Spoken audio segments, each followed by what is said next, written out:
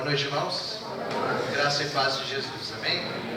Mais uma vez, motivo de honra, alegria receber o convite do pastor Neilson, meu pastor Neilson, da amada igreja, para compartilhar a palavra de Deus. Louvado seja Deus por isso, amém? Abra sua Bíblia comigo lá em Lucas, no capítulo 15. Nós vamos ler a famosa parábola do filho pródigo.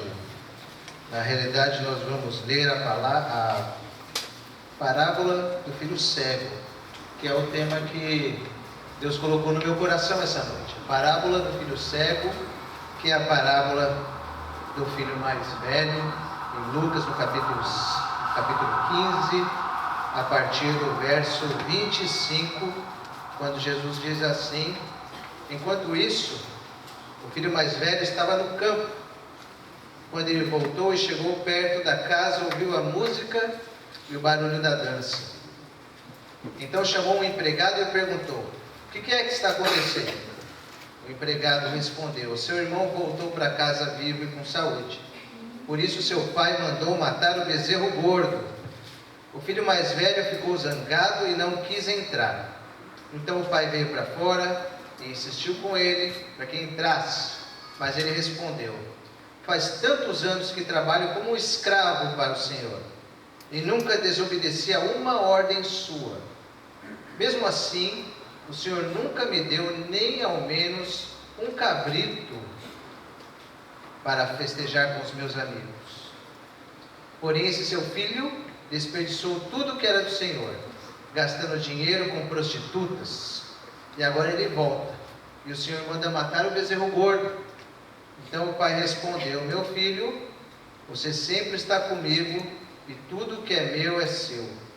Mas era preciso fazer essa festa, para mostrar a nossa alegria. Pois esse seu irmão estava morto, e viveu de novo, estava perdido, e foi achado. Amém? Deus abençoe a leitura da sua palavra. Vamos orar. Obrigado, Senhor, pelos dízimos e ofertas, Pai, alçadas na tua casa. Obrigado pelos cânticos entoados em sua honra e ao seu louvor, Senhor. Obrigado por esses irmãos que vieram à tua casa agora, mesmo nesse dia de chuva, porque te amam e porque amam a tua igreja, e estão aqui para comungar conosco o teu nome, Senhor. Louvado seja o teu nome por esse momento. Agora fala conosco através da tua palavra, Senhor, aquilo que tu queres dizer a cada coração aqui. Pedimos assim, em nome de Jesus. Amém. Amém. Não sei se você já se sentiu rejeitado alguma vez, mas eu imagino que sim. Eu também.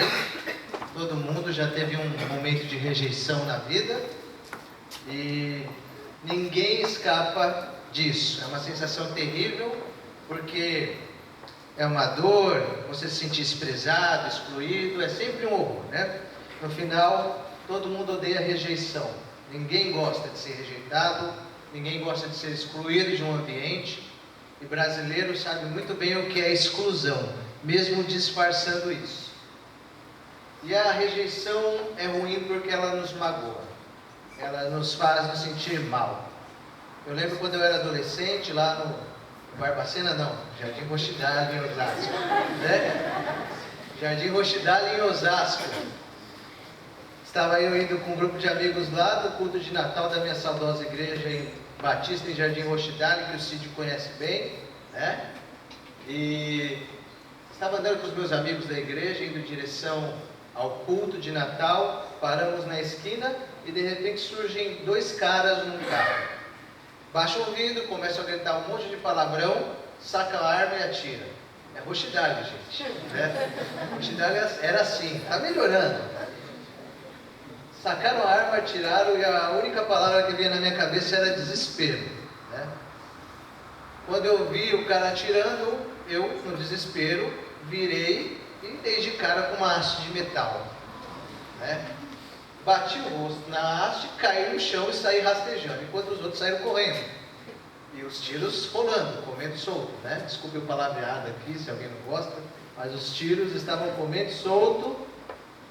e a gente se escondendo. Bem, aqueles homens estavam possessos, na minha opinião, porque sem mais nem menos chegaram e atiraram. E todo mundo ali era bonzinho, né? Era tudo crente. Não tinha motivo, pelo menos eu acho, né? Saíram atirando, saíram correndo, cantando pneu, e a gente ficou lá, e eu que fui o que me dei pior ali. Me levaram para o hospital, meus pais chegaram, dia 24 de dezembro, aquela maravilha. No final, o saldo foi um belo de um olho roxo inchado na noite de Natal. E eu lembro que eu fiquei de molho um tempo em casa, e quando eu saí, encontrava meus amigos, e ao invés deles falarem, como é que você está? Está tudo bem? Não, eles tiravam um sarro da minha cara, né? Eles davam risada, faziam piadas, né? Das mais diversas, inventavam apelidos, e eu não gostava daquilo. Eu não gostava daquilo. Aquilo dali me fazia me sentir mal, porque eu não achava aquilo um motivo de piada. Afinal de contas, eu escapei da morte. Aliás, todo mundo ali. Mas lá o pessoal leva tudo na esportiva. Eu não estava levando. Pelo contrário, comecei a me sentir mal, me sentir inseguro, rejeitado. E fiquei em casa até o olho roxo sumir. Não saí de casa, faltava na escola, não queria saber de brincadeiras, de galhofas, de nada. Porque eu me senti rejeitado. E a rejeição, ela nos fere porque a gente quer ser aceito. É só você observar uma criança que sofre bullying na escola, como ela se sente com a rejeição, com as piadas, com as brincadeiras que ela não aceita, que ela não gosta. E na vida espiritual não é diferente, meus irmãos. Na vida espiritual, pessoas que se sentem rejeitadas, via de regra, não se sentem aceitas por Deus. Na vida espiritual, pessoas que se sentem rejeitadas não se apegam a Deus. Elas se sentem excluídas, porque se sentem inadequadas, ou porque se sentem injustiçadas, e se excluem da presença de Deus. E o diabo, ele se utiliza desse conceito de rejeição, para que a nossa compreensão a respeito de Deus seja alterada. O diabo, ele utiliza essa questão, esse conceito de que Deus, ele rejeita o pecador, de que Deus não gosta de quem erra, de que Deus não quer abençoar aquele que pisa na bola, de que Deus não leva para o céu aquele que não é tão adequado assim. E aí o diabo quer transformar você, a mim, num garotinho de olho roxo, que se sente rejeitado, que não gosta de estar na presença de Deus, que não gosta de vir à igreja, que não se acha adequado, que não se acha aceito no meio da comunidade, que não se acha aceito diante de Deus, ou que se acha injustiçado diante de Deus. Alguém que quer se afastar de tudo, de todos, ou até mesmo de Deus, com raiva. Através da história desse filho mais velho, que Jesus conta, nós vemos que a ideia de rejeição, ela acaba com a nossa liberdade, ela tira a nossa alegria da vida, e Jesus, ele conta essa história para acabar com essa maneira torta que a gente enxerga a nossa relação com Deus algumas vezes. Por isso eu quero meditar somente 3 verdades que eu entendo que esse texto nos mostra. Vocês conhecem bem esse texto. Quem conhece, tem familiaridade com a Bíblia, até quem não tem, já ouviu falar do filho pródigo, do filho que saiu de casa para gastar tudo que tinha, e decidiu sair da casa do pai para viver a sua própria vida. E gastou, farreou, mas viu que estava numa roubada, voltou e o pai aceitou. E via de regra a gente, quando pensa nessa parábola, lembra só do filho mais novo. Mas existia o filho mais velho, aquele que ficou em casa, aquele que não quis sair. Nessa parábola tão famosa, a gente vê que o filho mais velho estava andando diligentemente, com todo cuidado, com todo respeito, na presença do pai. Jesus conta que esse filho mais velho, ele havia servido ao pai, com toda atenção. se você observar o contexto no qual Jesus conta, você percebe que um filho mais velho era alguém apegado ao pai, apegado à família, apegado à lei, apegado à religião. Esse era o filho mais velho, o primogênito, principalmente numa família israelita, onde o primogênito, Êxodo nos conta isso, o primogênito é dedicado a Deus. O povo de Israel dava um valor enorme ao primogênito. Os primogênitos foram mortos na praga do Egito. E Deus manda lá no livro de Êxodo, no livro de Êxodo, na lei, a consagrar os primogênitos, os animais, os filhos. E o primogênito sempre sofre pressão, principalmente na cultura oriental. Ele tem que representar, ele tem que fazer valer o nome da família, o primogênito. E aí se cobra muito, se cria muita expectativa. E esse filho mais velho tinha uma cobrança interna muito grande. Esse filho mais velho recebia provavelmente essa cobrança da família. No contexto israelita, a família não era só pai, mãe, filhos. Era uma entidade social. O pai era o chefe da casa. Tinham as festas, e festas, praticamente festas religiosas. E se alguém pisava na bola, todo mundo sofria. Se alguém se dava bem, todo mundo se alegrava. Essa era a família. Um mandamento que eles levavam a ferro e fogo: honra pai e mãe. Tanto que o filho mais novo não honrou, e Jesus contando isso causa um impacto, porque esse filho mais novo, quando não honra, quando sai de casa, praticamente diz adeus para a família no contexto judaico. Eu estou indo embora, não faço mais parte dessa família, vou viver minha vida. E era assim que o filho mais velho pensava a respeito do seu irmão. Era assim que a família pensava a respeito do seu irmão. E Jesus, contando essa história, a indignação do filho mais velho contra o seu pai, uma ira, um inconformismo que o fez se recusar a entrar na festa. O seu irmão estava perdido, praticamente morto, resolveu voltar para o seio do seu pai, para o seio do seu lar. O filho mais velho olha e fala: não é possível que ele aceitou esse desandado e está fazendo uma festa. Eu não vou entrar nessa festa, porque eu fazia tudo certinho, eu honrava meu pai e nunca recebi nada. Esse meu irmão desandado fez tudo errado e está recebendo uma festa. Esse filho mais velho se achava autossuficiente.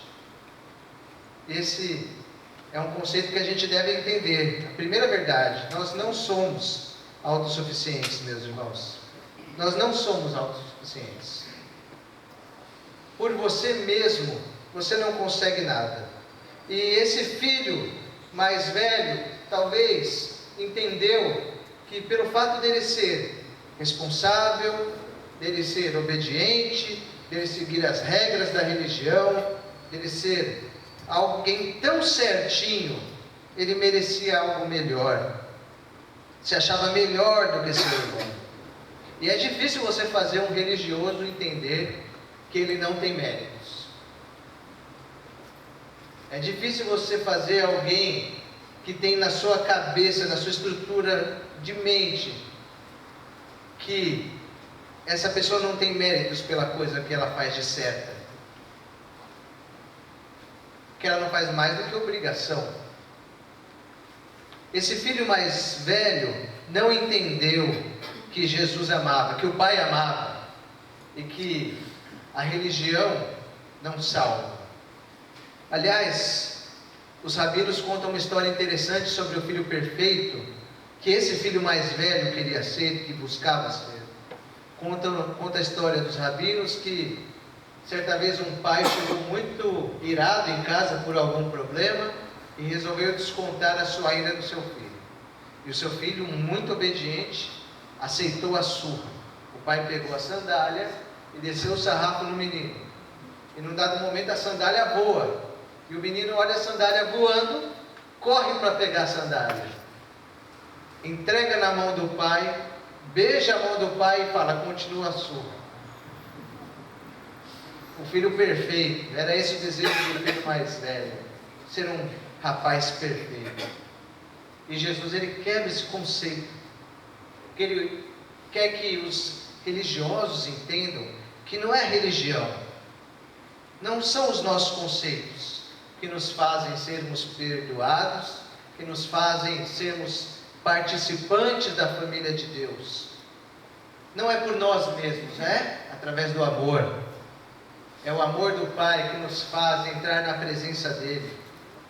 É o amor de Deus que nos faz estarmos aqui nos domingos, nas quartas, em qualquer celebração. É o amor de Deus que nos faz ajudar o próximo. É o amor de Deus que nos salva. Não são os nossos méritos que nos salvam. Não são as suas boas obras que salvam você. Não adianta você viver de boa obra em boa obra, buscando uma perfeição, buscando uma evolução, porque você na essência é mau. A tua essência é ruim, a minha essência é ruim. Então, um amor maior nos salva. E é esse amor que vai nos aperfeiçoar no fim dos nossos dias. O religioso, aquele que baseia a sua relação com Deus na meritocracia, ele não entende isso. Porque o mundo que a gente vive é um mundo de meritocracia.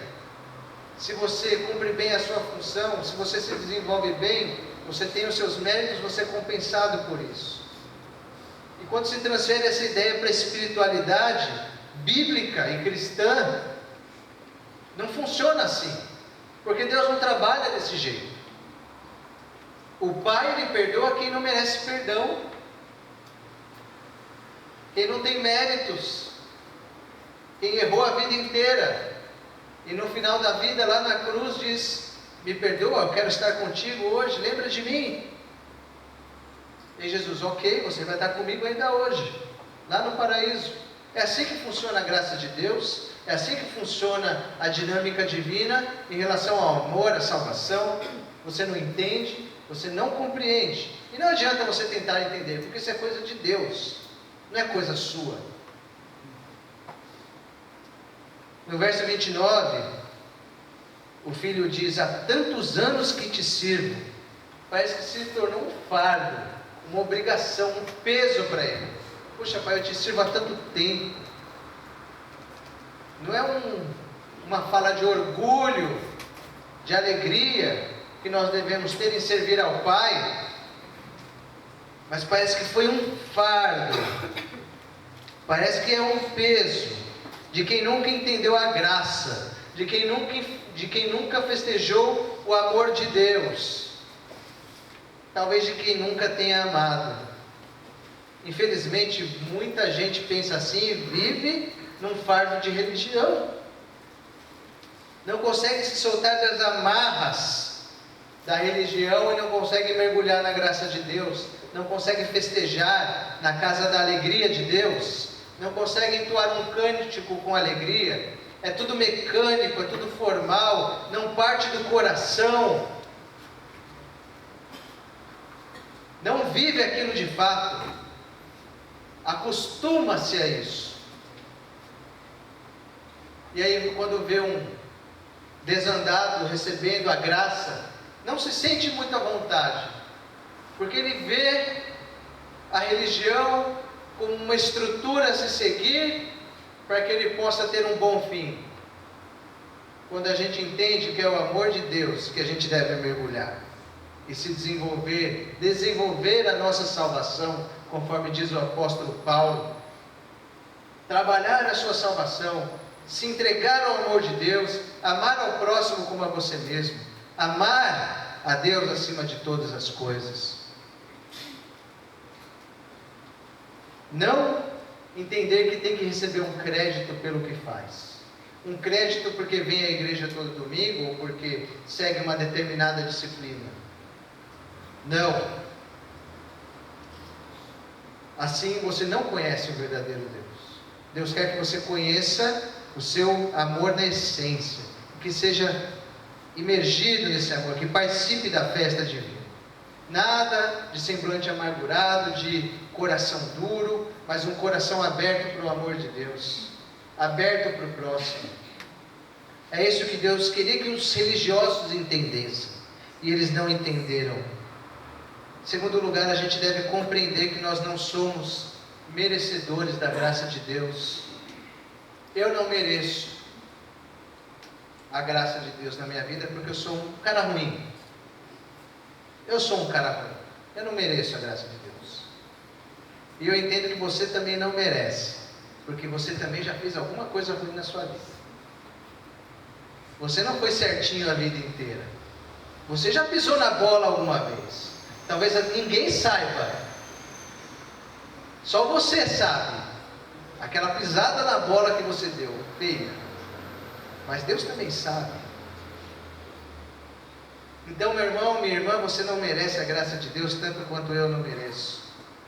Esse filho mais velho, ele contemplou uma visão da graça quando o seu irmão, totalmente arrebentado, destruído pela vida, destruído pelo diabo, resolveu mudar de vida e voltar à casa do pai. E o seu irmão mais velho olhou aquilo e não entendeu. Quando o seu pai o abraçou, sorriu, chorou, talvez na cabeça dele devia pensar: meu pai deveria dar uma surra nele, deveria dar um sermão, deveria deixá-lo do lado de fora, exatamente como ele pediu: me deixa aqui do lado de fora que está bom. E o pai falou: não, entra aqui, você é meu filho, vamos lá, vamos festejar. O lugar do filho mais velho era junto com o pai, inclusive recebendo o filho, recebendo o irmão. Mas ele não quis. Ele sai da festa. E o seu pai, querendo reconciliar os irmãos, chega no mais velho para tentar consertar a situação. E o mais velho, com o coração amargurado, com esse conceito de justiça própria, ele diz para o pai: olha, pai, eu te sirvo há tanto tempo, tantos anos te servindo, tantos anos trabalhando como escravo, e esse teu filho, pai, eu nunca desobedeci às suas ordens, mas esse teu filho, como o senhor faz isso, pai, eu não consigo entender. E Jesus contando essa história, eu tento imaginar a cabeça dos fariseus, dos saduceus, dos escribas, do povo que ouvia, que aquilo é um escândalo, e a graça é realmente um escândalo. A graça de Deus, o favor imerecido, é um favor imerecido, as pessoas não entendem. Jesus recebia os pecadores, os religiosos olhavam isso e não entendiam, porque eram pecadores, não mereciam, mas Jesus recebia. Jesus comia com os pecadores, Jesus conversava com prostitutas, Jesus recebia cobradores de impostos e abraçava esses cobradores. O leque de discípulos de Jesus era da mais variada estirpe. Um bandido, o outro era cobrador de impostos, o outro era turrão, gostava de uma briga. Se você olhar o perfil dos discípulos, você já entendia como Jesus era. Ele abraçava todo mundo. Só que os fariseus não entendiam isso. Não pode, ele é pecador, ele não merece. Na cabeça deles, eles não mereciam Deus. Pecadores não merecem Deus. Merecem o Sheol, merece a morte eterna, o esquecimento. E Jesus muda esse conceito, porque para Jesus o Pai é amoroso. O Deus e Pai de nosso Senhor Jesus Cristo é um Deus de amor. Ele abraça todos que querem se achegar a Ele, todos que querem ir à sua direção, Ele abraça. De maneira nenhuma os lançarei fora. De maneira nenhuma os lançarei fora. Jesus mostra o motivo da raiva do filho mais velho.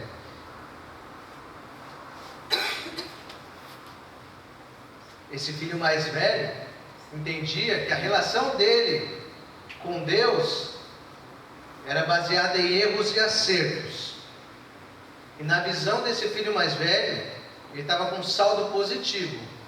Meu saldo está bom, eu cumpro a lei, obedeço meus pais, sou honesto, eu estou bem. E quando ele vê um cara com um saldo negativo, que era o irmão dele, fala: isso não é justo. Sempre servi, sempre obedeci, nunca ganhei um bezerrinho, nunca fizeram um churrasco para mim. Nunca fizeram um churrasco para mim. Mas o desandado do meu irmão chega a fazer uma festa, com direito a bezerro, com danças, com tudo. Comigo não tem nada. E aí, esse filho amargurado, esse filho raivoso, ele não entende e se afasta. Ele se afasta. Ele não quer entender o coração do Pai. Ele não quer entender o verdadeiro Deus. E Jesus quer mostrar que Deus, que o Pai, não é um Deus raivoso, não é um Deus punitivo, não é um Deus revanchista, tirano, chato. Deus quer mostrar para os filhos mais velhos, aos quais ele falava essa parábola, que Deus é amor, que Deus ama os perdidos e festeja o retorno daqueles que querem estar com Ele. E mostra que Deus não fica olhando para mim e para você com base num caderninho de erros e acertos, como se ele tivesse um caderno olhando para o Cid, por exemplo, fala: Cid, eu estou olhando aqui no caderno e você tem mais erros do que acertos. Eu olho todas as páginas aqui, você fez isso, aquilo errado, e só tem uma página aqui de coisas certas que você fez. Por isso, Cid, infelizmente você está condenado. Deus trabalha assim? Deus faz isso? Não, Deus não faz isso. Deus não trabalha dessa forma. Mas muitas vezes o religioso entende dessa forma e não consegue festejar, não consegue se alegrar na presença de Deus, vive com medo. Eu não sei se você busca esse padrão religioso, moral e alto dessa maneira, mas eu entendo que dessa maneira, e Jesus me mostra que essa maneira de enxergar o relacionamento com Deus está errado. Está errado. Deus não quer uma obediência com base num retorno que você queira dele. Muitas vezes a gente vê isso, a gente ouve isso em algumas mensagens. Você liga o rádio, liga a TV, você vê que se você fizer isso, se você der isso, se você sacrificar isso, você terá aquilo em troca. Jesus não ensina isso. Jesus não ensina que a relação com Deus é uma relação de troca. Eu te obedeço e você me abençoa. Não, não é assim. Uma vez eu conheci uma irmã que veio se queixar comigo, dizendo que queria um marido, né? E que seguia a cartilha certinha e ela não recebia o marido. E aí ela cansou e foi buscar o marido em outros arraiais, né? Cansei, pastor, cansei, não deu certo aqui, eu vou para fora. Eu falei assim: ó, minha irmã, a escolha é sua. Você está enxergando a maneira errada de se relacionar com Deus. Não, eu estou fora, não é para mim isso aqui. E foi embora. Ela não entendia que a relação com Deus é uma relação de graça. A minha graça te basta, meu irmão. Paulo ouviu isso num momento terrível da vida dele. E ele poderia, muito mais do que você, reclamar alguma coisinha. Ele pediu algo para Deus e Deus respondeu: a minha graça te basta. Não tente se relacionar com Deus com base em méritos. A nossa relação com Deus é com base no amor, amém? Amém. Em último lugar, a gente deve compreender que nós não somos rejeitados. Nós não somos rejeitados. Por quê? Porque Deus nos aceita. Não se sinta rejeitado. Se tem alguém que deveria se sentir rejeitado, era Cristo, que foi rejeitado pelos amigos, foi rejeitado pelos religiosos, pelos seus conterrâneos, pelo povo, foi rejeitado por Deus na cruz do Calvário. Eu gosto da fala de Albert Schweitzer, um teólogo, que diz que quando Jesus gritou na cruz, Deus meu, por que me desamparaste? Ele gritou porque ele estava amargamente desiludido. Porque Jesus carregava todo o pecado do mundo. Ele carregava o seu pecado lá na cruz. A tua rejeição estava nas costas de Jesus. E Jesus se sentiu totalmente desamparado naquele momento de angústia. Rejeitado por todos, rejeitado por Deus, e pediu a Deus, Senhor, perguntou para Deus, por que me desamparaste? Por sua causa. Por sua causa, Jesus foi desamparado. E ele já sofreu a rejeição no seu lugar, no meu lugar, amém? Jesus sofreu tudo aquilo que nós tínhamos de ruim para nos salvar. E era alguém que viveu na liberdade proporcionada por Deus, porque é o próprio Deus, o Pai, o Filho e o Espírito Santo, numa comunhão eterna, divina, misteriosa. E Jesus encarnou e continuava a desfrutar dessa alegria, mas no plano divino, ele sofreu essa rejeição que era sua rejeição.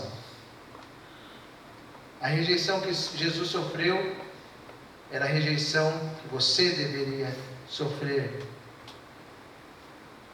O filho mais velho suplica, o pai suplica ao filho mais velho para participar da festa. E o filho, no seu complexo, disse não. E o pai diz, filho, tudo que eu tenho é teu. Tudo que eu tenho é teu. E quando a gente olha isso, a gente entende a dimensão do nosso relacionamento com o Pai. Porque Jesus, de acordo com Colossenses, no capítulo 1, 15 a 18, Jesus é o primogênito de Deus. Jesus, Paulo nos diz que Cristo é o Filho primogênito de Deus. E Paulo ensina, lá em Filipenses, no capítulo 2, para que nós tenhamos o mesmo sentimento que Jesus teve. Tem de vós o mesmo sentimento que Cristo Jesus, que sendo Deus, não usurpou a ser igual a Deus. Pelo contrário, ele se humilhou. E é interessante que a Bíblia também nos apresenta como primogênitos. Quando o autor ou a autora de Hebreus, lá no capítulo 12, 23, diz que nós somos os primogênitos de Deus. E essa primogenitura tem a ver com posição. Todo membro do corpo de Cristo é primogênito. Todo membro do corpo de Cristo é aceito por Cristo, é aceito pelo Pai. Somos os primogênitos de Deus. E assim como Jesus se esvaziou, se humilhou, o nosso irmão mais velho nos dá o exemplo para fazer a mesma coisa. Nos esvaziarmos, nos humilharmos e nos tornarmos um. Então nós temos todo o valor, porque Deus nos dá esse valor como primogênitos, como participantes da igreja. Não há motivo para rejeição, não há motivo para se sentir desprezado, não há motivo para se sentir preterido por outro, porque nós somos igreja, nós somos filhos, nós temos valor. É o que diz aquela canção, né, que nós cantamos às vezes. Você tem valor, o Espírito Santo se move em você. Você é filho, você é filha amada de Deus. Eu sou um filho amado de Deus. E Jesus já sofreu a rejeição no meu lugar. Eu não preciso mais me sentir rejeitado. Eu não preciso mais me sentir desprezado. Deus me aceita, meu Pai me aceita, e eu vou me achegar a Ele. Eu não sei como você se encaixa nessa história, eu não sei se você se sente desprezado, ou se você se sente preterido, porque você acha que serve a Deus de uma maneira que deveria ser recompensado. O que eu sei é que o Pai te ama, e que o Pai quer que você esteja ao lado dele festejando, em toda situação. em toda situação. Vamos abaixar nossa cabeça um instante.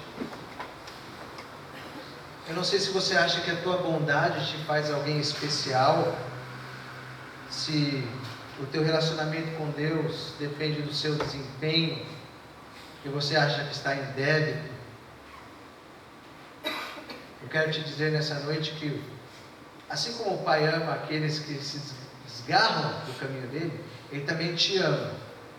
Ele também quer para junto dele e quer se alegrar. Henry Nouwen uma vez falou que o pai queria trazer o filho de volta para a casa da alegria. Deus quer que você tenha alegria no relacionamento com Ele, que isso não seja um fardo, que isso não seja um peso, que você não esteja perdido igual esse filho mais velho. Pelo contrário, que você se encontre em Deus, que você esteja na presença dEle, que você não largue Deus de jeito nenhum. Se você se sente assim, faça essa oração comigo agora, em nome de Jesus. Senhor, meu Deus e meu Pai, eu quero te louvar, Senhor, porque o Senhor é o nosso Pai de amor, Senhor. É o nosso Deus de amor. Um Deus que de maneira nenhuma nos lança fora. A Tua palavra nos promete isso. E o Teu amor, Senhor Deus, o Teu amor é maravilhoso, Senhor. Se há alguém aqui, Pai, que se sente preterido, que se sente injustiçado, que se sente desamparado, toca nesse coração agora, Senhor, em nome de Jesus. Que essa pessoa sinta o Teu amor agora, meu Pai, em nome de Jesus. Em nome de Jesus, Senhor Deus. Que nós, Senhor Deus, não nos sintamos, Senhor Deus, desprezados nem rejeitados por tudo que acontece ao nosso redor, porque nada dá certo, porque nada acontece do jeito que a gente quer, mas que possamos sentir a Tua presença e o Seu amor aquecer nos nossos corações. Que a gente saiba, Pai, que independente do nosso estado, sendo igual ao filho mais novo ou mais velho, o Senhor nos ama da mesma maneira. O Senhor é o nosso Pai, o Senhor nos quer junto de Ti.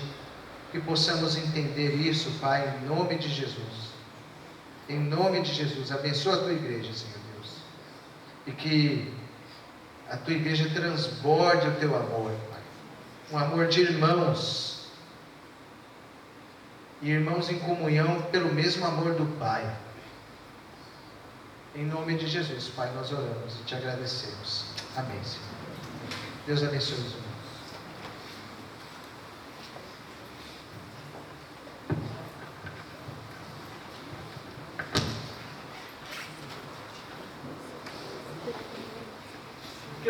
Queridos, vamos cantar este hino, Dia da Vitória. Não sei se é bem conhecido da igreja, mas nós vamos cantá-lo, vamos aprender.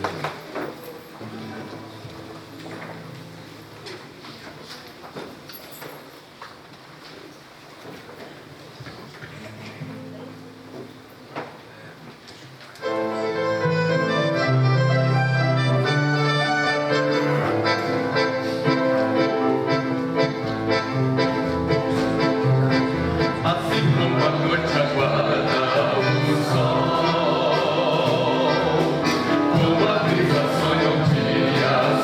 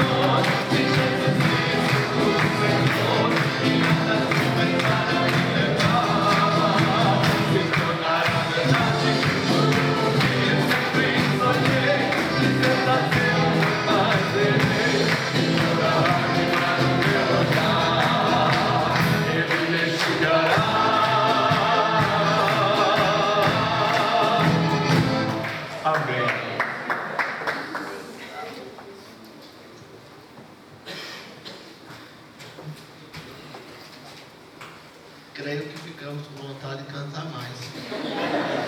Não é conhecido de muitos. Eu vou pedir para que possamos repetir. É o dia da vitória. E essa é uma verdade bíblica. Vamos cantar mais uma vez. Vamos.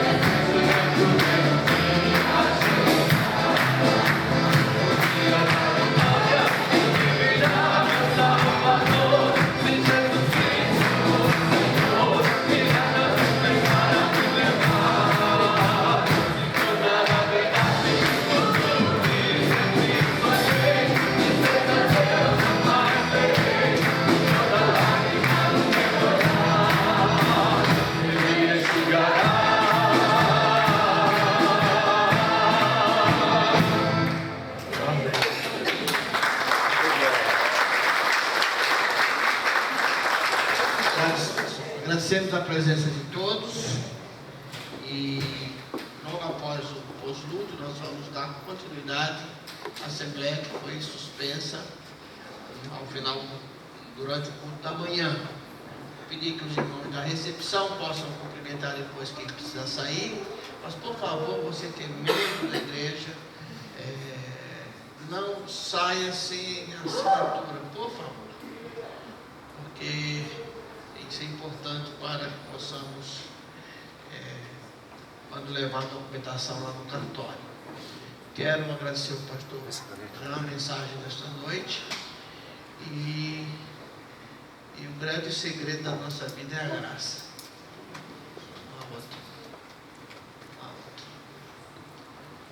Pai, graças te damos pela graça de Jesus. Graças te damos pelo ensino que tua graça não é fundamentada naquilo que somos, mas tão somente no teu amor, e ela é graça que de graça nos é dada. Que rendemos graças pelo sacrifício de teu Filho na cruz. E agora leva-nos em paz para uma semana abençoada. Que possamos experimentar essa vitória. Mas se por algum momento passarmos por dificuldades, que possamos ter sempre no coração que essa vitória se cumprirá. Dirige-nos, concede tua graça a esse povo teu chamado igreja. E que a graça de nosso Senhor e Salvador Jesus Cristo, o amor de Deus e as consolações do Espírito Santo seja com todos nós, agora e para todo sempre. Amém. Deus abençoe.